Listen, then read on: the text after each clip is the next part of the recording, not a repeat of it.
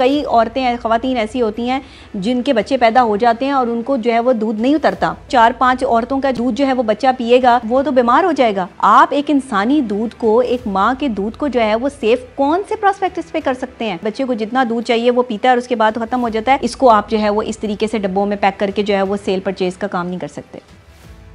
हालिया कंट्रोवर्सी देखने में आई कि जिसमें हमने देखा कि एक मिल्क बैंक खुलता है। मिल्क बैंक की सादा सी तशरीह है कि मुख्तलिफ ख़वातीन अपना दूध जो है वो एक जगह पर सबमिट करवाती हैं, कलेक्ट करवा देती हैं, ताकि अगर कोई भी बच्चा है जिसको ज़रूरत है वो वहाँ से कलेक्ट कर सके। तो इसके मेडिकल नुकसानात क्या हैं कि अगर एक बच्चा एक टाइम पर इनटेक कर रहा है मदर ए का मिल्क और दूसरी मरतबा वो फीड कर रहा है मदर बी से, तीसरी दफ़ा मदर सी से, तो इसका मेडिकल कोई नेगेटिव साइड इफ़ेक्ट है? माँ का दूध जो है वो आप फ्रेश मिल्क ही बच्चे को जो है वो दे सकते हैं, यानी जिस वक्त वो माँ जो है वो दूध उसका आ रहा है वो उसी वक्त बच्चा पीता है और उसके बाद जो है ये प्रोसेस जो है वो ख़त्म हो जाता है। आप कैसे उसको सेव कर सकते हैं मेडिकल पॉइंट ऑफ व्यू से? आप एक इंसानी दूध को, एक माँ के दूध को जो है वो सेव कौन से प्रोस्पेक्टिस पे कर सकते हैं? आपके पास कौन से ऐसे एलिमेंट हैं जिसमें आप कुदरती दूध जो एक माँ जो है वो अपने बच्चे को पिला रही है और उसी वक्त जो है वो फिर उसके बाद बच्चे को जितना दूध चाहिए वो पीता है और उसके बाद ख़त्म हो जाता है, आप किस तरह रिक्वायरमेंट पूरी करेंगे?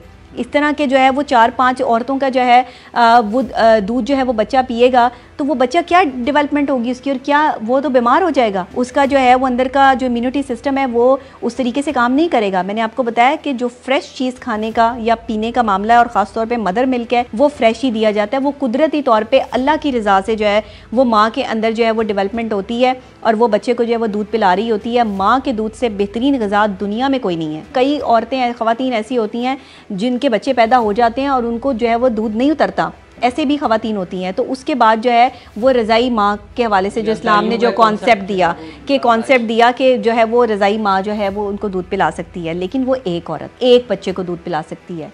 यहाँ तो आपने जो मुख्तलिफ औरतों के साथ जो है ऐसा कर दिया। इनफैक्ट एक खातून मल्टीपल बच्चों को भी पिला सकती है, बट मल्टीपल मदर्स एक बच्चे को जब फीड करेंगी तो मेडिकल पॉइंट ऑफ व्यू से ये ख़तरनाक काम है। और ये मैं नहीं समझती कि अगर ये तजुर्बा किसी भी बच्चे पर जो है वो किया गया है तो उसकी सेहत जो है वो सलामत रहेगी, इम्यूनिटी सिस्टम उसका डाउन हो जाएगा, वो बच्चा जो है मेडिकली ये पॉसिबल है तो स्टोर किया जा सकता है फॉर मंथ्स, फॉर नहीं किया जा सकता। मेरे नज़रिए में, मेरे नज़दीक मैंने ऐसी कोई साइंस नहीं पढ़ी जिसमें जो है वो आप इस कुदरती देखिए साइंसदान इस वक्त और जो लोग हैं जो इस्लाम को नहीं समझते वो इस वक्त ऐसी ऐसी हरकत व सकनात करने पर जो है वो आ गए हैं। वो इंसानों की तरह के जो है वो बच्चे प्रोड्यूस, मसनूई बच्चे जो है वो प्रोड्यूस करने के चक्रों में है।